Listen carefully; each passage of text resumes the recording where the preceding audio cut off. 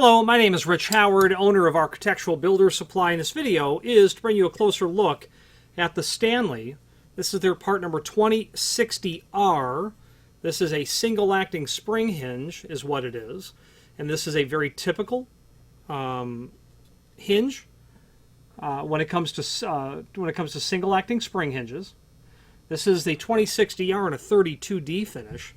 That means that it is stainless steel.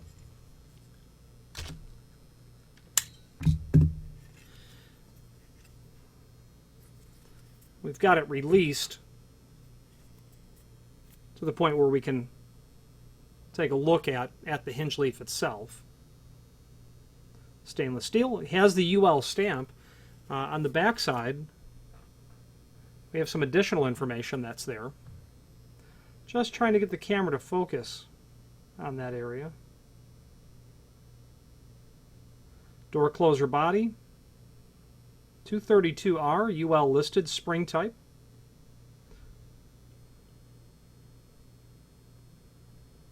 $2060R. I'm not sure what the 2 means.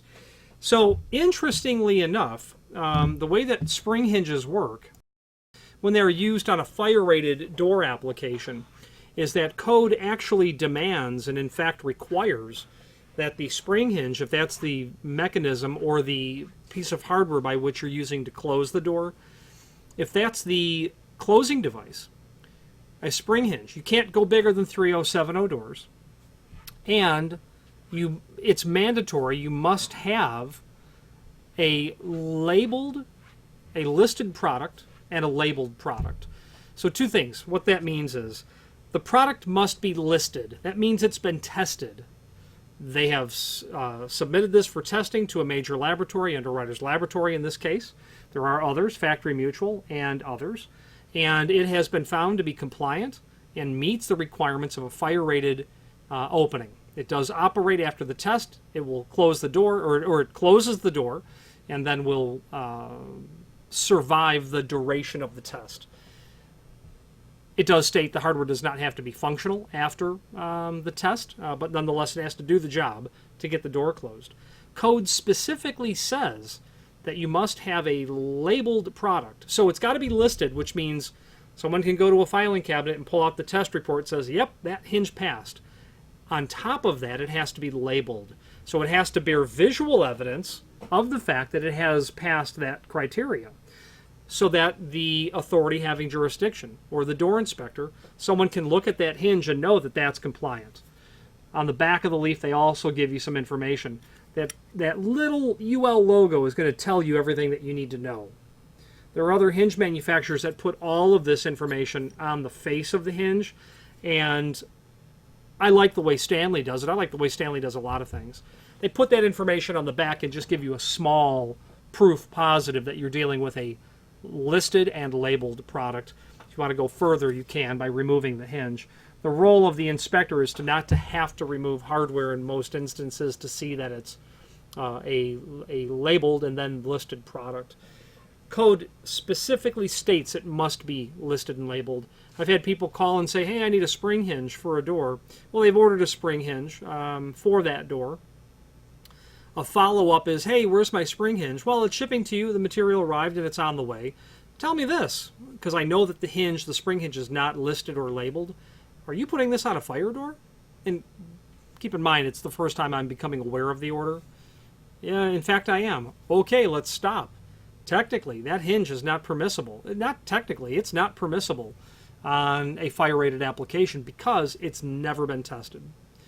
No one knows if it's going to close the door in a proper way.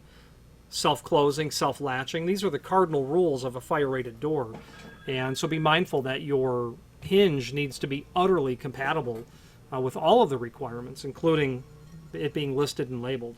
Now, let's get to what this is. There is a substantial amount of extended information down below. Ideal for use in corridors, entrances, and stairways. Now, we're dealing with a 2060 hinge.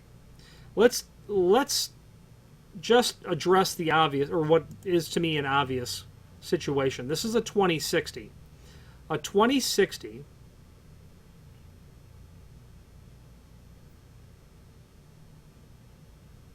is specifically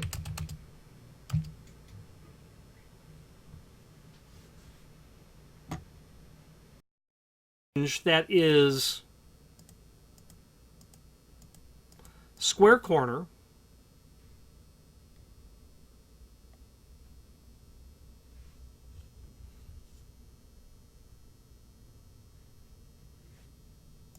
and I was looking for the thickness, 0.099. So it's 99 thousandths of an inch thick.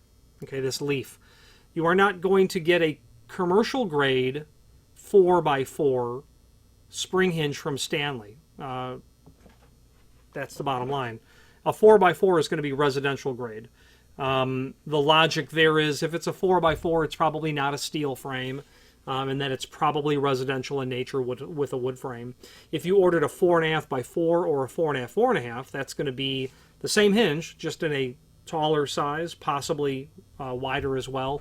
That would be 134 thousandths thick, which is a commercial grade leaf. The thickness of the 3.5 is the same residential thickness. Okay, so I wanted to be clear that this is not 134 thousandths. This is 99 thousandths typical residential thickness. Now moving back to our extended description, automatically closes doors, an alternative to overhead mounted door closers.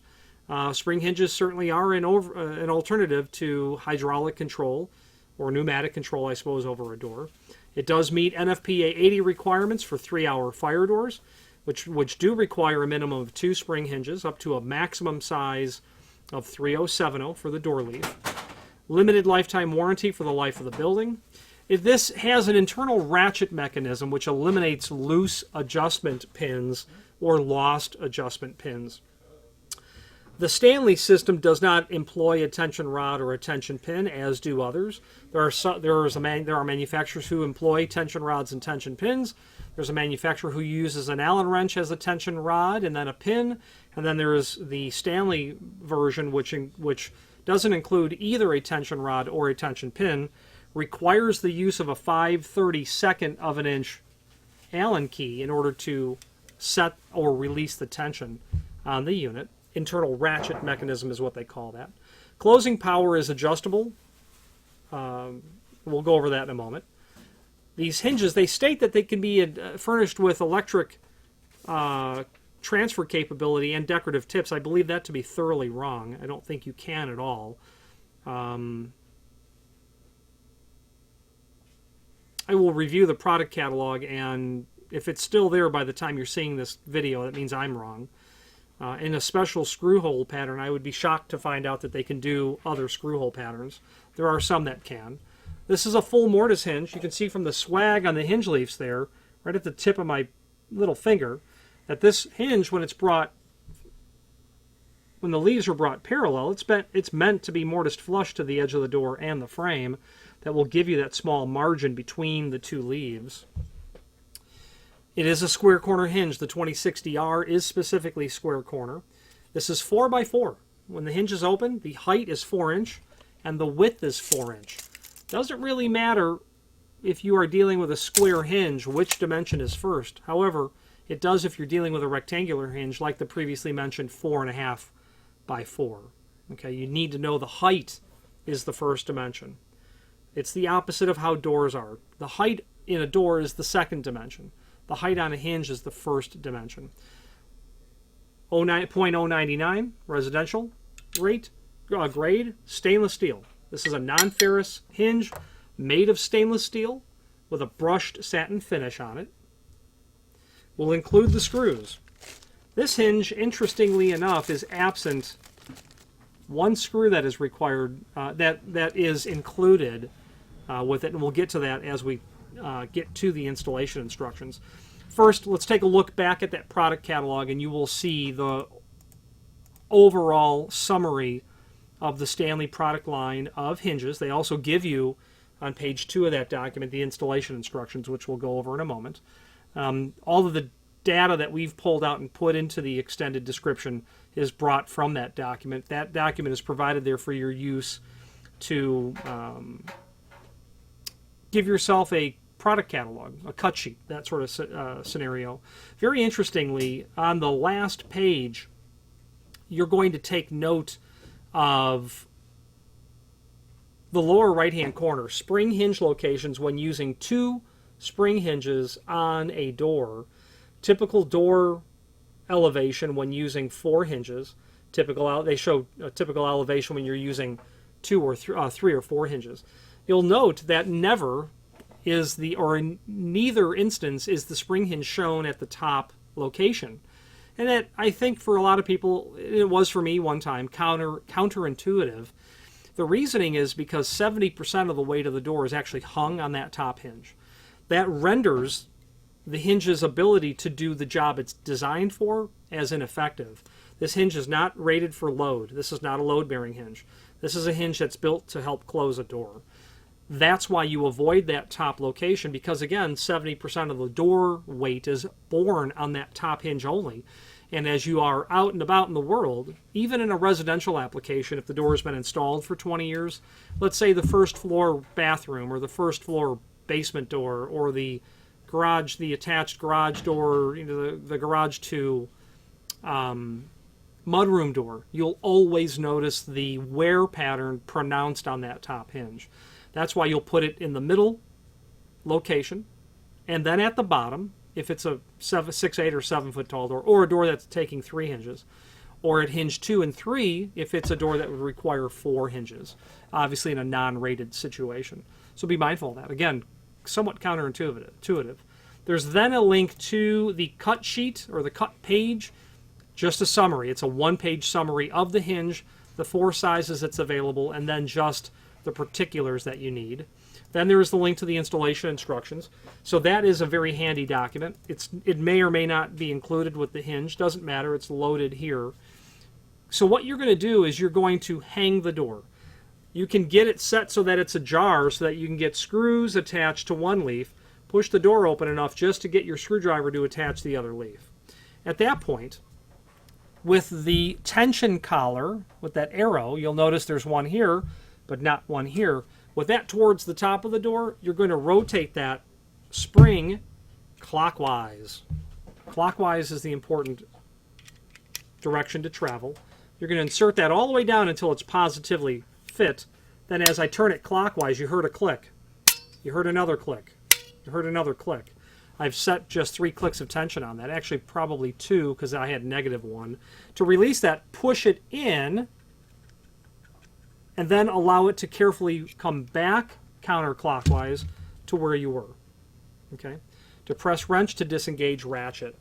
Let wrench rotate counterclockwise to your new setting. Allow wrench to rise when you're done. They have a link called Application Guidelines. I do not see where they indicate how many clicks, how many settings you're to go into. They do. The application guideline tells you how many hinges to use. 1 hinge if you're dealing with a door not exceeding 50 pounds.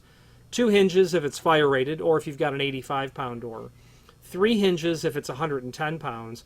2 is common. Middle and bottom location on a 7-foot door. 2 is very common. And I don't see any reason to have 3 unless you have some sort of a problem, perhaps with the installation of the door and frame. You can actually have a door jamb kicked or towed in such a way where the door actually, as it closes, is really trying to do this. So you'll notice that when a door, if you have a door and you unlatch it and you leave it there, once in a while you'll have a door that just creeps open. Well, that's because that jamb is kicked and the door actually is observing gravity and just swinging towards the force that's being exerted on it. So you might need a 3rd hinge to account for an installation error or maybe an air condition. You know, you might have, the example I like to use is in a 3-flat apartment building in Chicago.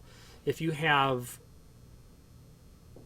the door where the tenants and guests and, you know, the pizza man shows up at, and an intercom system with an electric strike, the settings on those spring hinges in the middle of the winter will be different than the summer because you'll have windows open, you'll have different air pressure. The point being is when you have an additional spring hinge, you do ultimately have more control over what's being done in terms of the closing force. I liken its closing force to a tugboat. They don't go very fast, but they can pull a lot of weight, and they can do so in such a scenario by which it's reserve or stored energy on the spring. Because when the door gets to the critical last 10 or 20 degrees of closing, it's nice to have more stored energy rather than less when you're dealing with a fire-rated door, because it is mandatory that it is self-closing. So having more spring hinges, if you're on the borderline or finding results or behavior that is intermittent, you're going to want to add another spring hinge so that you can add that residual energy that you need, or the energy needed at the residual stage of the closing cycle.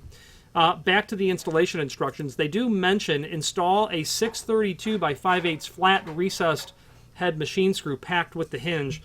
That screw is not with this package of screws, of which you're getting all machine screws and all wood screws. This has the machine screws are 1224 but with a number 9 head. That's typical on residential hinges with that 1224. You would simply take that 832 and you would install it down here to finish off the installation. So imagine that there's a 632 thread screw that I've just installed down into there. Okay, it's just an oversight, and we're going to send one to the client so that they have the screw. It'll just be not an OEM screw. It'll be a 632, flathead machine screw. We've exhausted all of the information in the extended description. Where you're going to use these, you've got a fire-rated door, or you have a door in a residential application and you just want it to close behind you. The front door of your home, certainly that garage door, maybe your basement door. You don't want doors left absolutely open. You could have a spare bedroom that's used, and in the winter time, you kind of like to just have the door closed because no one ever goes in there. And it's okay for you to have that temperature of that room noticeably less than what you would have in the rest of the house. Typical application, why not? You would need an 1 3/4 thick door to make a 4x4 work. If you have 1 3/8 doors, you're going to be working on 3.5 inch hinges. 4.5 by 4, 4.5 by 4.5, 1 3/4 as well.